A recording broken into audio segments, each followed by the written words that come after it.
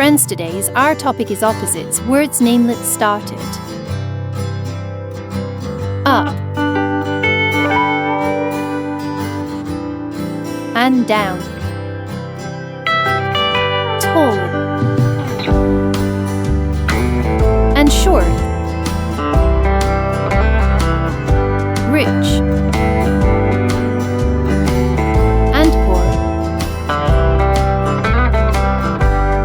Boy and girl. Happy and sad. Love and hate. Hot and cold. Clean and dirty. Child and adult. Full,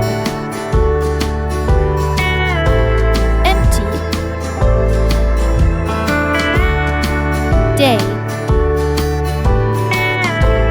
night.